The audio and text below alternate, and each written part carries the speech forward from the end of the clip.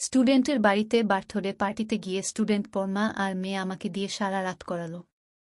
প্রিয় বন্ধুরা, আমার নতুন চ্যানেল সাবস্ক্রাইব করে পাশে থাকুন। আপনার একটা সাবস্ক্রাইব আমাকে ভিডিও বানানোর অনুপ্রেরণা জাগায়। স্টুডেন্টের বাড়িতে বার্থডে পার্টিতে এসব ছেঁড়া পোশাক পরে আসতে লজ্জা করল না তোমার? আর তুমি কি করে ভাবলে তোমার দেয়া এসব থার্ড ক্লাস গিফট ও সরি এইসব কোনো গিফটের কাতারেই পড়ে না? তোমার কি মনে হলো এইসব কাপ গ্লাস আমরা রাখব? ওহ, তুমি বোধহয় খেতে এসেছ তাই না মিস? এই ওয়েটার এই মেয়েকে খাবার দিয়ে বিদায় করো। এসব অভুক্ত অনাহারীরা যে কিভাবে পার্টিতে এলো আমি সেটাই বুঝি না। লিপির হাতে কাপটা দিতে গিয়ে কোনো পুরুষের কথায় থমকে গেল রোজা। লজ্জায় অপমানে কান দিয়ে ধোঁয়া বেরোচ্ছে। ড্রেস ছেঁড়া মনে পড়তেই মুহূর্তেই মুখটা লাল হয়ে গেল তার। রোজা অগ্নিদৃষ্টিতে তাকালো পেছনের মানুষটার দিকে। মুহূর্তেই অবাক হয়ে গেল রোজা। এত সুন্দর একটা মানুষ এইরকম নোংরা কথা কি করে বলতে পারে?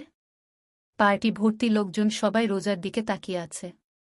রোদ্দুরের এসব কথা শুনে লিপি বলল, চাচ্চু তুমি মিসকে এসব কি বলছ? এই কাপ তো। লিপি কিছু বলার আগেই থামিয়ে দিল রোজা। লিপির আঙুলে একটা স্বর্ণের কারুকাজ করা আংটি পরিয়ে দিল। পায়ে এক জোড়া রূপোর নুপুর পরিয়ে উঠে দাঁড়াল সে। সবাই অবাক হয়ে রোজাকে দেখছে। রোজা নিজেকে সামলে বলল, থামো লিপি, আমি গেলাম। তোমার আম্মুকে বলে দিও কাল থেকে আমি আর পড়াতে আসব না। লিপি রোজার কথা শুনে ঠোঁট উল্টে কেঁদে ওঠে। কাঁদতে কাঁদতে রোজার ড্রেস টেনে ধরে বলে, ও মিস প্লিজ, আমি চাচ্চুকে খুব বকব। প্লিজ তুমি এভাবে চলে যেও না। রোজার কান্না পাচ্ছে। তাকে এত অপমান কেউ জীবনেও করেনি। লিপিকে তার চাচ্চু রোদ্দুর এসে নিয়ে যায়। তার দৃষ্টি দিয়ে যেন আগুন ঝরছে। এত কিছু করেও তার মন ভরছে না। মেয়েটাকে সে আরও শাস্তি দিবে। রোজা দৌড়ে লিপিদের বাড়ি থেকে বেরিয়ে যায়। রাস্তায় যেতেই একটা রিকশা দেখতে পায়। রোজা রিকশাওয়ালাকে ডেকে রিকশায় উঠে বসে। রিকশাওয়ালা মধ্যবয়স্ক একজন লোক। সে ঘাট ঘুরিয়ে জিজ্ঞেস করে, আপা কোথায় যাইবেন? রোজা চোখ মুছে বলে, বিবি পুকুরের কাছে চলুন। তারপর আবারও অন্যমনস্ক হয়ে পড়ে রোজা। বাবা অনেকবার বলেছিল গাড়ি নিতে, কিন্তু রোজা নাছোড়বান্দা। সে রিকশায় করেই এসেছে। এ বাড়িতে এসেই যখন বান্ধবীর কল এলো তখন রোজা কথা বলতে বলতে পার্কিং লটে চলে যায়।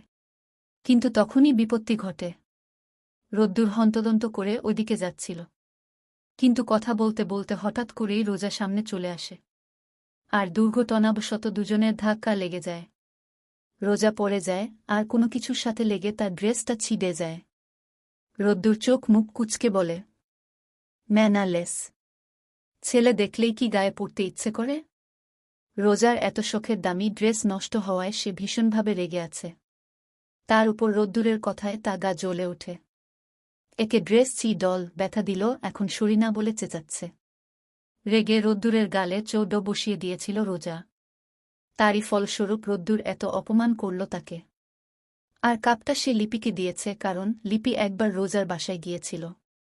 তখন রোজার রুমে একটা কাপ দেখেছিল, যেটাতে রোজার ছবি প্রিন্ট করা ছিল।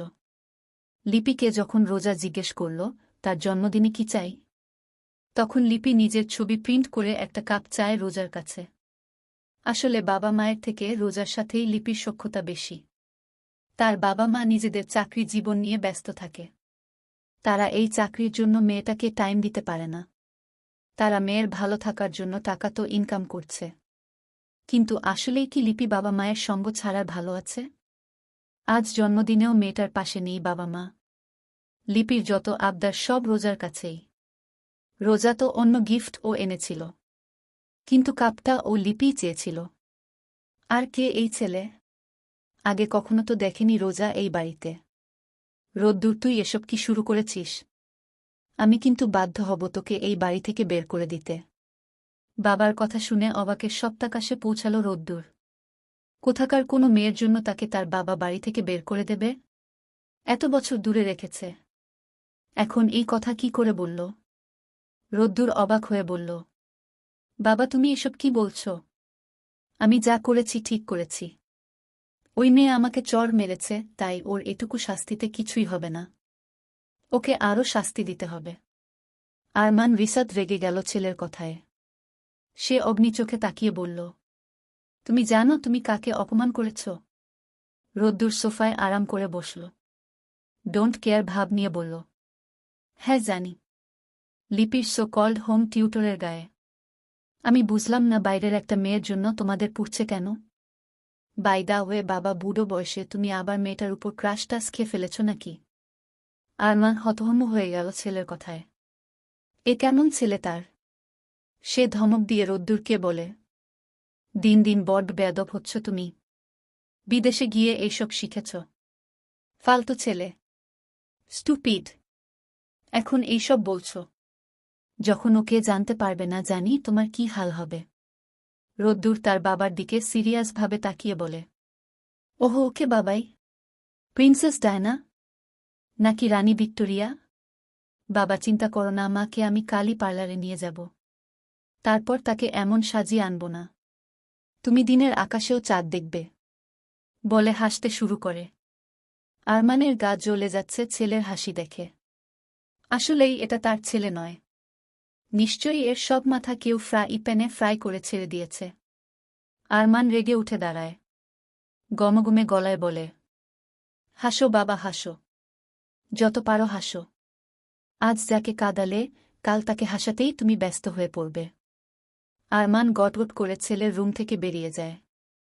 আরমানকে দেখে তার স্ত্রী রুমানা রিসাত ছুটে আসে। তিনি চিন্তিত গলায় বলে, কি বললে রোদ্দুরকে?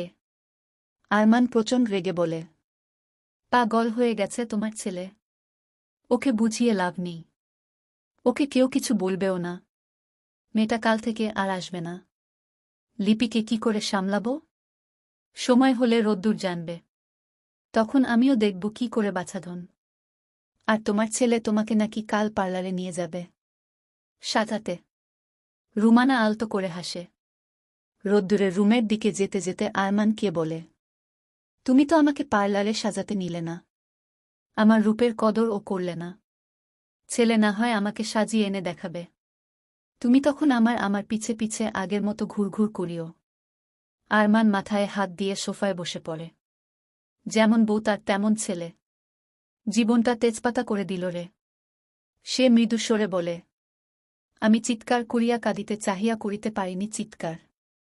তখন কোথা থেকে লিপি এসে বলে, দাদু তুমি কেন চিৎকার করবে? আরমান ব্যথিত দৃষ্টিতে নাতনির দিকে তাকায়। না না, তার কোনো স্পেস নেই। একজন না একজন পিছনে লেগেই আছে। আহ জীবন। রোজা তখন থেকে হাত পা ছড়িয়ে বসে আছে নিজের বিছানায়। ফোনের টুংটাং আওয়াজে সে ফোনটা হাতে তুলে নেয়। বান্ধবীর মেসেজ দেখছি, ফোনটা রেখে দেয়। এখন প্রিয়ার উপর সে ভীষণ রেগে আছে। প্রিয়া তখন ফোন না দিলে এত কিছু হতোই না। দরজায় নক করার শব্দ হয়। ওপাশ থেকে একটা মিহি কণ্ঠস্বর বলে, আপি আসব। রোজার ঠোঁটের কোণে এক চিলতে হাসি ফোটে। সে অনুমতি দিয়ে বলে, এসে পড়। রুহি ভেতরে ঢুকে দরজা বন্ধ করে দেয়। রোজা আর রুহি যমজ দুই বোন। তাদের চেহারা পুরোই এক। তাদের দেখে নতুন কোনো মানুষ বলতে পারে না কোনটা রোজা কোনটা রুহি। রুহি বোনের পাশে বসে বলে, কিরে পার্টিতে গেলি, কেমন এনজয় করলি? এসেই দরজা এঁটে আছিস কেন? কোনো সমস্যা হয়েছে? রোজা চোখ জোড়া জ্বলে ওঠে ক্রোধে। সেই অপমান মনে পড়ে যায় আবারও। সে রুহির থেকে কিছুই লুকোয় না। রুহিকে সব খুলে বলে রোজা। রুহি সব শুনে ফুঁসে উঠে বলে, আরে এ কোনো বাটপার? একে তো ধাক্কা দিয়েছে। তার উপর সরিনা বলেই উল্টাপাল্টা কথা শোনানো। তুই একটা চহর মেরেছিস। আমি হলে ঠাটিয়ে ওর গাল লালো করে দিতাম। শালা বেয়াদব। আমি নেক্সট যাই খালি লিপিদের বাসায় ওর চুম্বার বানিয়ে দিয়ে আসব। বাইদা হয়েছ, কলাটার নাম কি রে? রোজা অসহায় মুখ করে বলল, জানি না। লিপি ওকে কি জানি বলেছিল? দাঁড়া মনে করি। হ্যাঁ চাচ্চু বলেছিস। রুহি চোখ বড় বড় করে তাকায়। কথাটা রোজার খেয়াল হলে চমকে উঠে। দুই বোন একসাথে চিৎকার বলে। ভালো লাগলে কমেন্ট করুন। কোন জেলা থেকে দেখছেন জানাবেন।